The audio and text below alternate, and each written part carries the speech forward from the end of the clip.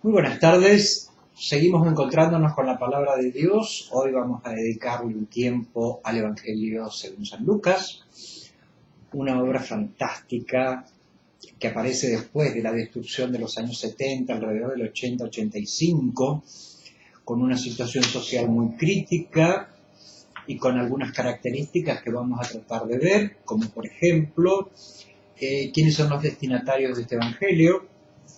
Evidentemente que luego de la lectura y el análisis aparece que los destinatarios son personas que provienen de cultura helenística o como lo llamaban los paganos, ¿no? Gente de cultura helénica pero convertidas al cristianismo que conformaban esta comunidad. Ya en la introducción aparece un personaje extraño, un tal Teófilo, que nos remite evidentemente a lectores de tipo gentiles. La situación que había dentro de la comunidad para esta época y en estos determinados lugares, nos hablan de situaciones que viven los discípulos con muchas dudas. Hay discípulos del Bautista que todavía dudan si no sería el Bautista el Mesías o será Jesús. De todas maneras, es una comunidad que busca su lugar dentro del inmenso imperio romano. Ya a esta altura y en estos lugares, en la comunidad están ingresando personas de clase media alta, clase media, hay pobres, hay muchos excluidos. Hay una característica particular que tiene que ver con que hay mujeres seguidoras, discípulas, y con algunas actitudes de liderazgo, por lo que vemos.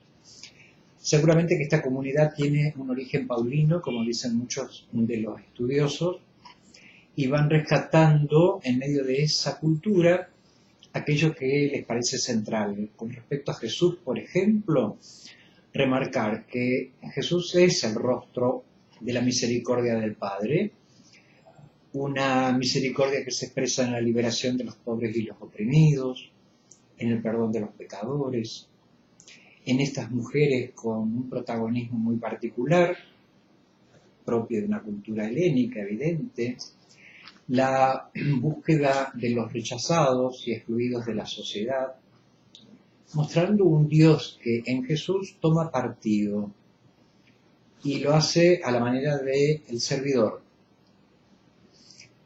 El autor nos muestra también un Jesús que está en camino. El itinerario del recorrido del Evangelio nos señala Galilea a Jerusalén, para luego desde allí a los confines de la tierra. ¿Quiénes son estos discípulos que siguen a Jesús? Los llaman los del camino, precisamente, porque es una característica la itinerancia de estos discípulos.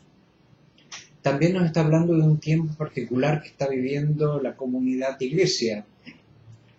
La necesidad de organización, por ejemplo, institucionalizarla, no porque así hubiera nacido, sino por la necesidad, vuelvo a repetir, y ubicándose como una alternativa dentro del imperio romano.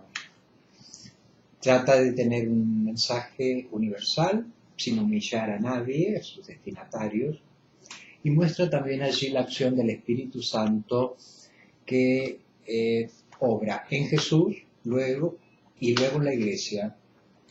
Este Espíritu es un don y es una fuerza particular que empuja a la comunidad en el anuncio del Evangelio.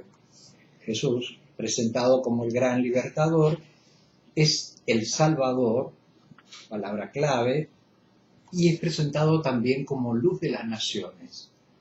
Este mensaje de alcance universal nos capacita también hoy, si lo asumimos, para tener una mirada mucho más amplia, mucho más crítica de las situaciones que vive el mundo y como un campo fértil donde se pueda anunciar la buena noticia. Eso es lo que queremos animándolos desde la palabra.